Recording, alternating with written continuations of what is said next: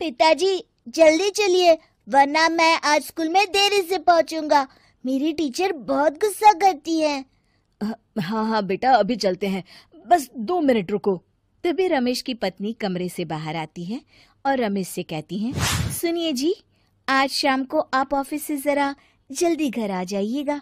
याद है ना, आज आपको मुझे शॉपिंग कराने के लिए लेकर जाना है।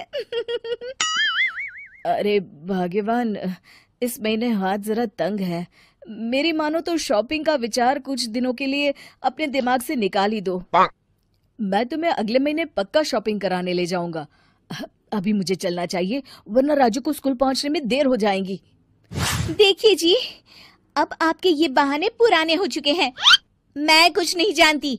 आज शाम को मुझे शॉपिंग करने जाना है, मतलब जाना है। आगे आपकी मर्जी। अच्छा ठीक है भाग्यवान, अब तुम पूरा घर सर पर मत उठाओ, मैं कुछ करता हूँ।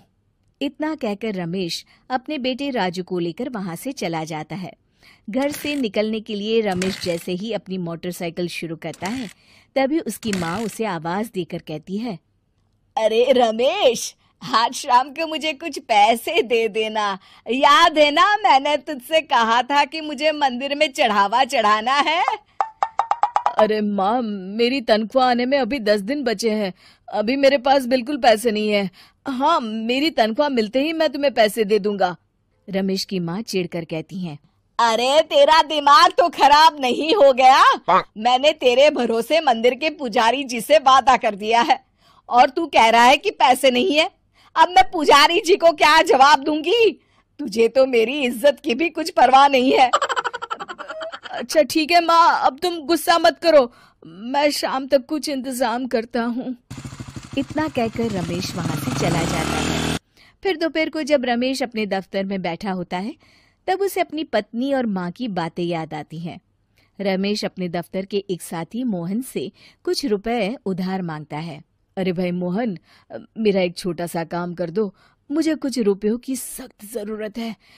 मुझे कुछ दिनों के लिए क्या तुम रुपए उधार दे सकते हो? अरे रमेश भाई, मैं तुम्हें पैसे उधार तो दे सकता हूँ, लेकिन मुझे वक्त पर पैसे लौटा देना।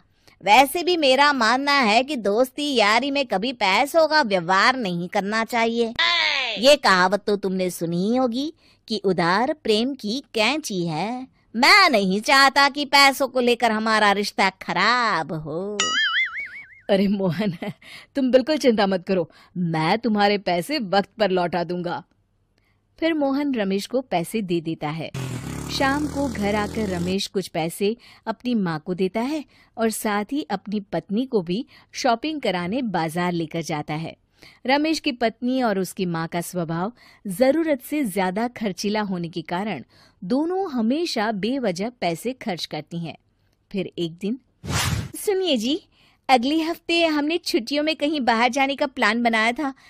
आपने पैसों का इंतजाम कर लिया ना? अरे अभी कहाँ, अभी तो मेरे पास बिल्कुल पैसे नहीं है। हम कभी और चले जाएंगे। देखिए जी, मैंने सभी सहेलियों से कह दिया है कि मैं बाहर घूमने जा रही हूँ।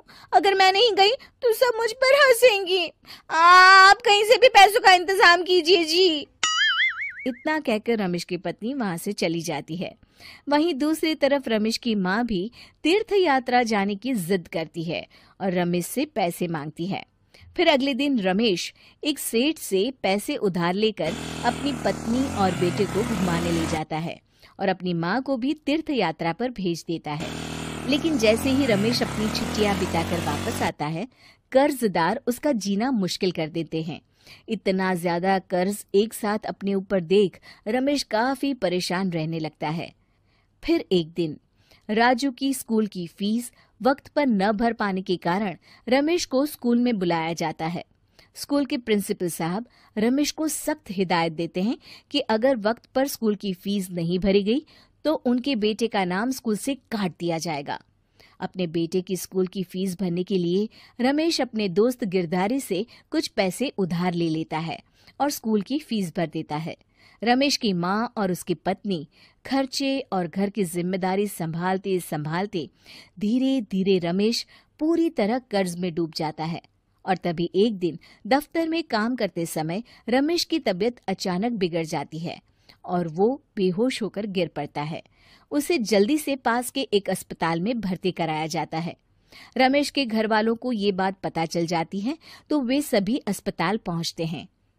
अस्पताल के डॉक्टर साहब उन्हें बताते हैं, देखिए, देर रात तक जागने और जरूरत से ज्यादा काम करने की वजह से इन्हें चक्कर आ गया था। बेहतर यही होगा कि इन्हें कुछ दिनों के लिए पूरी तरह आराम करने दिया जाए।